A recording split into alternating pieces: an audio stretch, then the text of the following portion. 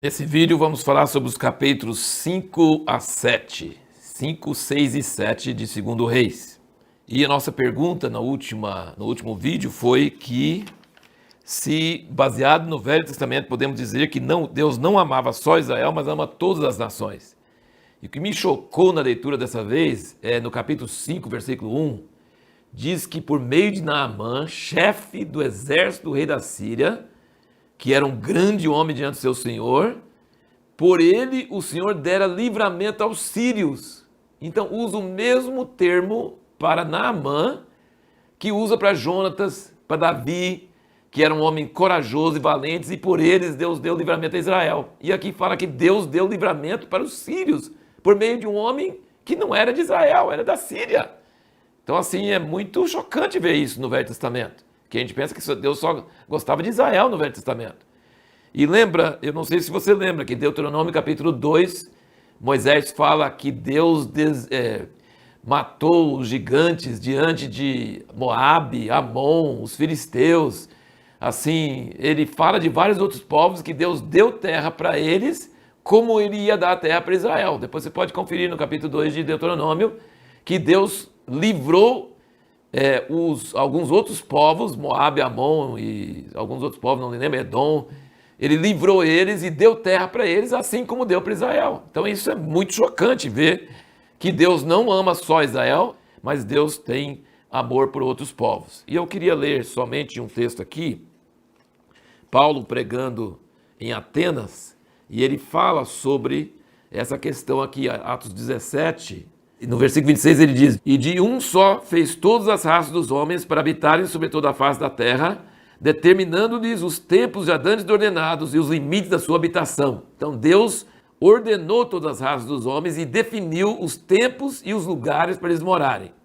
E depois ele diz, no versículo 30, "Mas Deus, não levando em conta os tempos da ignorância, manda agora que todos os homens em todo lugar se arrependam."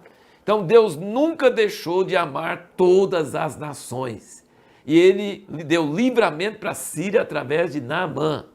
Depois você pode ver no Novo Testamento, em Lucas 4, 25 e 27, na primeira mensagem que Jesus ministrou na sinagoga de Nazaré, que é a sua cidade onde ele foi criado, ele disse: tinha muitas viúvas em Israel, e Elias foi mandado para uma viúva estrangeira de Sarepta. E tinha muitos leprosos em Israel, e nenhum foi curado, a não ser Naamã, o sírio. O pessoal ficou tão bravo lá em Nazaré que queriam matar Jesus na hora, porque eles achavam absurdo ele usar o Velho Testamento, que na época não era Velho Testamento, eram Escrituras, para dizer que Deus usou viúva estrangeira e curou um general sírio mais do que pessoas de Israel.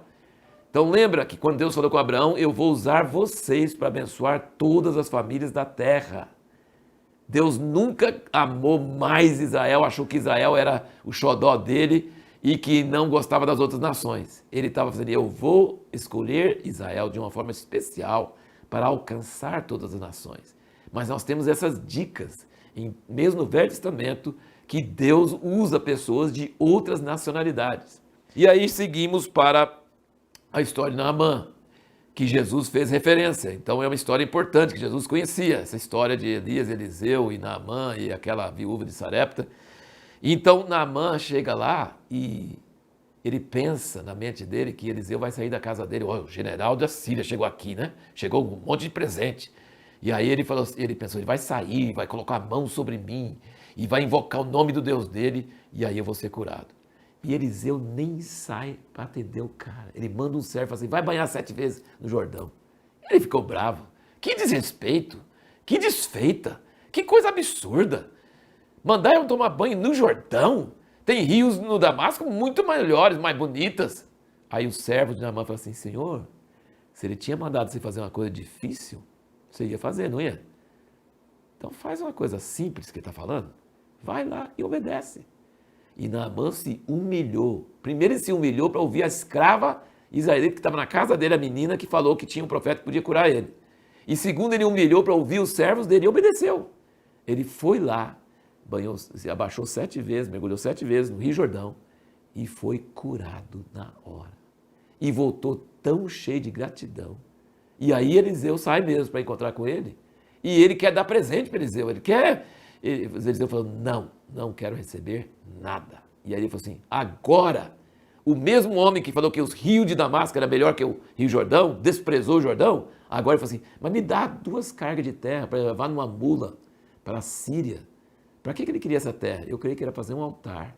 Que ele falou assim, agora eu só vou adorar o Deus que me curou, o Deus de Israel. E eu quero uma terra de Israel, a terra de Israel, lá na Síria, para fazer meu altar. E Eliseu deu para ele.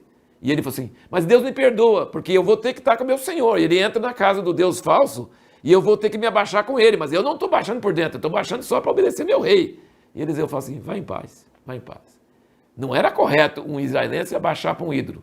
Mas um general estrangeiro que adorar Deus de Israel, Eliseu falou, não tem problema não, pode abaixar junto com ele que não vai ter problema. Então Deus é um Deus que compreende essas situações únicas que tem na vida das pessoas. Por que Eliseu não recebeu o presente daquela hora? Porque não é para vender cura, não é para receber dinheiro em troca de cura.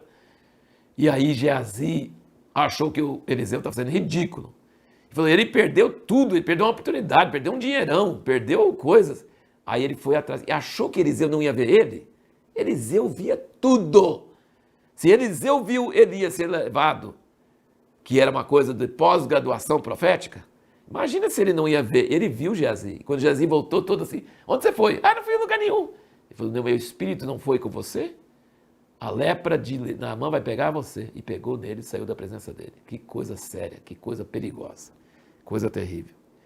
E você percebe que o servo, depois não dá o nome do outro servo de Eliseu, ficou apavorado, porque Eliseu sabia onde tinha os emboscadas e contava para o rei de Israel, e o rei de Israel escapava. E o rei da Síria ficou nervoso e falou assim, quem está dedurando? Quem é o espião do nosso meio? Ele falou, não. Eliseu sabe o que você está falando quando está aqui quietinho, ele sabe tudo. Aí ele mandou um exército pegar Eliseu. E o servo levantou de baixo e falou assim, meu Deus, o que a gente vai fazer com esse exército? E Eliseu não orou nada. Eliseu vivia vendo. Ele não precisava orar para Deus abrir os olhos dele. Ele orou para Deus abrir os olhos do servo dele. Eliseu é uma pessoa, um homem que tinha percepção profética, que via tudo, tudo. E ele falou assim, abre os olhos desse coitado aqui para ele ver os exércitos que estão conosco, muito maiores do que os outros. E aí Deus abriu os olhos dele e viu carros de fogo e cavalos, miríades de exércitos ao redor de Eliseu. E aí Eliseu desce e fecha os olhos, ele é um homem de olhos abertos, e ele fecha os olhos de um exército inteiro. Depois ele vê que o mensageiro do rei vai vir atrás dele, depois ele vê que vai haver um suprimento milagroso de um dia para o outro, Deus vai assustar o exército de Síria, eles vão fugir, deixando até os cavalos para trás e toda a comida, e os leprosos acharam. Eliseu era uma pessoa que tinha os olhos abertos o tempo todo, fenomenal, uma coisa tremenda, maravilhosa de se ver. E você vê que ele tinha uma casa, e os anciãos de Israel estavam junto com ele nessa casa, então ele era bem diferente do que Elias, bem mais sociável. A pergunta que nós vamos procurar responder no próximo vídeo é, o profeta de Deus nunca deve aceitar presentes?